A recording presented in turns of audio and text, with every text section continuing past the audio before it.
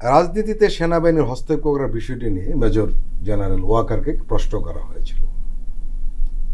তিনি যেভাবে কথা বলেছেন, যেটা আমি শুরুতে বলছিলাম, অতীতে আমরা এভাবে শুনিনি। উনি বলছেন সামরিক বাহিনীর অবশ্যই রাজনীতিতে হস্তক্ষেপ করা উচিত নয়। রাজনীতিতে নাক গলানোর বিষয়টি সেনাবাহিনীর জন্য ক্ষতিকর। অতীতে এগুলো হয়েছে, আমরা অতীত থেকে শিখেছি, এটা কখনো ভালো ফল বয়ে আনেনি। এই জন্য আমার অঙ্গীকার হচ্ছে সেনাপ্রধান হিসেবে নিজের মেয়াদকালে আমি রাজনীতিতে নাক গলাবো না, আমি সেনাবাহিনীকে রাজনৈতিক পরিমণ্ডলে হস্তক্ষেপ করতে দেব না, এটা আমার স্পষ্ট অঙ্গীকার। উনি আরও পরিষ্কার করে বলেছেন যে আমরা মনে প্রাণে বিশ্বাস করি রাজনীতিবিদদের বিকল্প রাজনীতিবিদরাই, তাদের বিকল্প সেনাবাহিনী নয়। এই যে বক্তব্যটা, এই স্পষ্ট করে বলাটা, কি প্রতিক্রিয়া দেখাবেন? 5ই অগাস্ট যে রোলটা উনি প্লে করেছে, আমরা তো তখন মানে মাঠে ছিলাম, বাসায় ছিলাম, তৈরি হচ্ছিলাম যে 5 তারিখ কী হবে। সো ওই দিন কিন্তু উনি মানে আমি বলবো যে he literally saved Bangladesh to some extent, যে এটা অন্যদিকে চলে যেতে পারত। এবং তারপর যে উনি অন্তর্বর্তীকালীন সরকার গঠন করার আগ পর্যন্ত যে সিকিউরিটিটা দিয়েছে, এবং এখনও উনি যা বলছেন, বাংলাদেশের আর্মির ক্ষেত্রে কিন্তু আমরা যারা বাংলাদেশের নাগরিক তাদের সবসময় একটা সফট কর্নার থাকে, এবং বাংলাদেশের আর্মি কিন্তু প্রচণ্ড কর্মঠ এবং প্রচণ্ড মানে একটা অসাধারণ একটা ফোর্স বলে আমার ধারণা। সো ওনার কাছ থেকে আমি এটাই আশা করি, উনি যে বক্তব্যটা দিয়েছে I am not surprised, because I think যে এটাই হওয়া উচিত, এবং উনি একদম পারফেক্ট কথাটাই বলেছেন। রুমিন ফারহানা, রাজনীতি নিয়ে উনি কথা বলেছেন এবং স্পষ্ট করে যে কথাগুলো বলেছেন, সবচেয়ে বিশেষ করে যে আমরা মনে প্রাণে বিশ্বাস করি রাজনীতিবিদদের বিকল্প রাজনীতিবিদরাই, সেনাবাহিনী নয়। কি বলছি, আমার কাছে অসাধারণ মনে হচ্ছে। এবং তিনি খোলামেলাভাবে এই কথাটি প্রথম আলোতে কিছুদিন আগে বলেছেন, বাট একদম শুরুতে যখন অভ্যুত্থানটি মাত্র শেষ হলো, আমি আমার দেশের একটা ক্লিপিং দেখছিলাম, সেখানে আরেকজন সিনিয়র অফিসার তিনি বলছেন যে তাকে সেনাপ্রধান তার বাসায় ডেকে নিয়ে গেছেন এবং তিনি বলেছেন 3টা কথা। 1, সেনাবাহিনী ক্ষমতা নেবে না, কোনো পরিস্থিতিতেই নেবে না।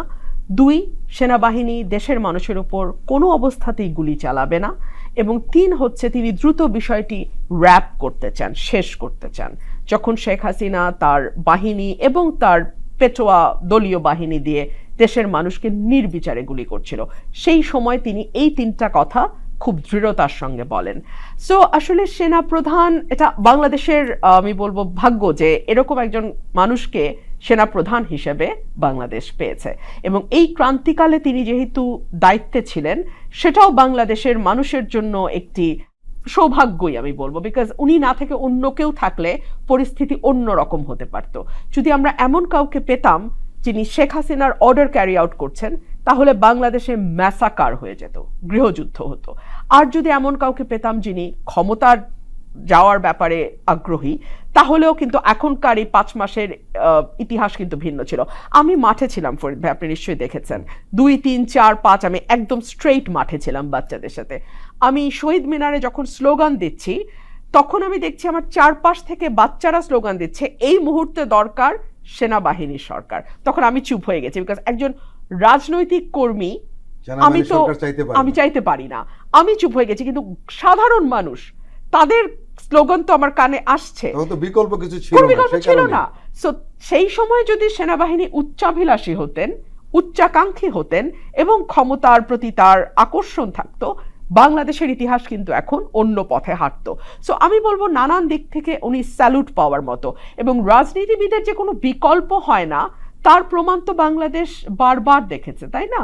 1/11-এর সময় আমরা দেখেছি সেনার কু, আমরা দেখেছি তারা কেয়ারটেকার গভর্নমেন্টের আড়ালে কিভাবে তারা সকল কিছু কলকাঠি নেড়েছেন, দলগুলো ভাঙার চেষ্টা হয়েছে, বাইনাস্টুর চেষ্টা হয়েছে, সেগুলো কোনোটা সফল হয় নাই। এবং যখন এই দুটো দল ফিরে এসছে, ওরা কিন্তু আগের চেয়ে শক্তিশালী হয়ে ফিরে এসছে। দেখুন, 1/11 যদি না হতো, শেখ হাসিনা কিন্তু এত সহজে তত্ত্বাবধায়ক বাতিল করতে পারতো না। তার যুক্তিটাই ছিল 1/11।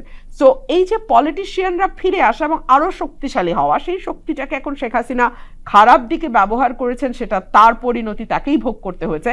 বাট এই যে পলিটিশিয়ানরা আরো শক্তিশালী হয়ে আসা, এটার পেছনে কিন্তু 1/11-এর দুঃসহ সময়টা দায়ী।